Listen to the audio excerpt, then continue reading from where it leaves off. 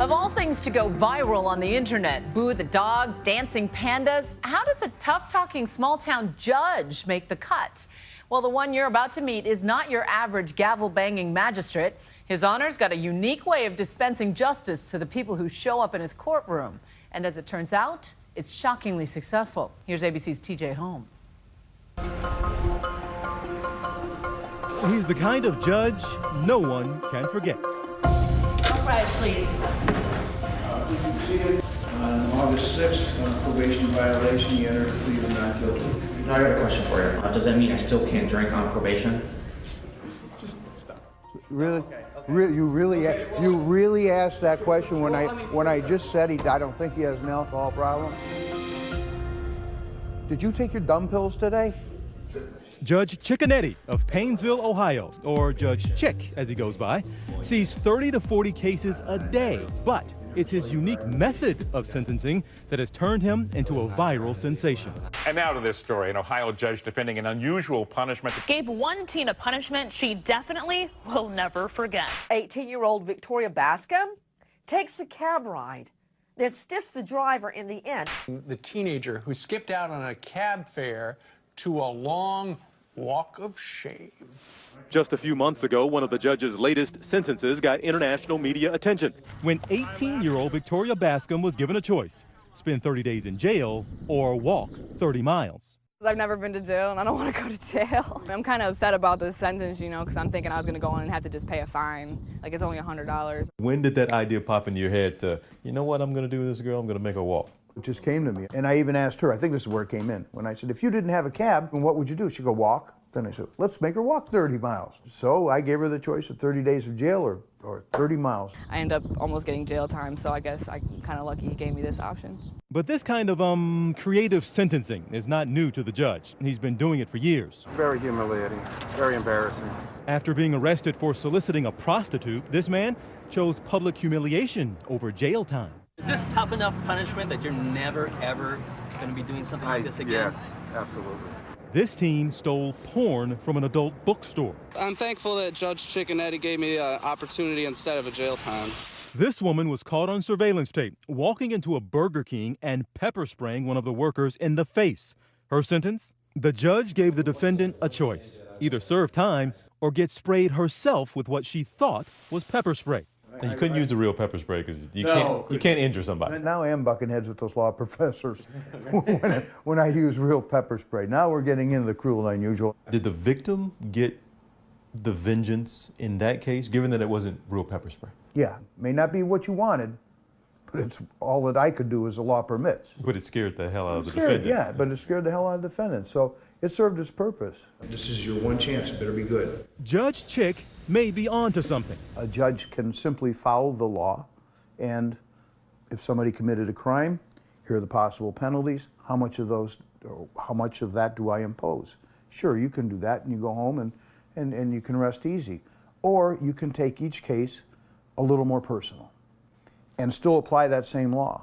The rates of repeat offenders are much lower in his courtroom than the national average. When you talk about state prisons and federal prisons, their problem started way back here with my court, with municipal courts, with the minor offenses. Most people don't start out with a felony case. We have to stop them from going further at the beginning stages.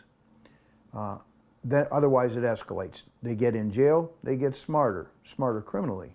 And as they get smarter criminally, the offenses become greater. On the docket for today, 2 cases, one involving a bicycle theft and the other a case that hit a little close to home for the judge. Who's being silly? Oh, who's being silly? As a pet owner, he was extremely upset about how Alyssa Morrow treated her pit bull mix. I almost vomit reading the report. This is how animal control found Moose in a house that can only be described as belonging to a hoarder. Morrow says she left him there for just a week. She's in court today, pleading guilty to animal neglect and cruelty. You know, I can't interpret the feelings of a dog, but boy, if dogs could tell you how they felt. Abandoned? Oh yeah, and scared, and frightened, and sick. Well, maybe you should get a little taste of that. But I'm gonna let you have a choice here. And the choice is I want you to live like Moose. And in order to do that, I want you to go down to the county dump, to the landfill. And I want them to find the stinkiest, smelliest god-awful odor place they can find in that dump, and I want you to sit there for 8 hours tomorrow. Just think what you did to that dog while you smell the odor. If you puke, you puke. Understand? Morrow has the choice of either choosing to do this alternative sentence or spend 90 days in jail. She agrees to go to the dump. Okay. See you at the dump tomorrow. We'll get to the dump later. But first, the case of the disappearing bike. The defendant, Jordan Walsh, showed up to court with his mother. All right, Jordan, you stole a bike, walked into a garage, took a bike, and rode it. Well, Your Honor, I know Mr. Walsh takes full responsibility for this. For the punishment, and I think to get your attention that it's not to be done again. As I always do, you're going to have the choice of 60 days of jail.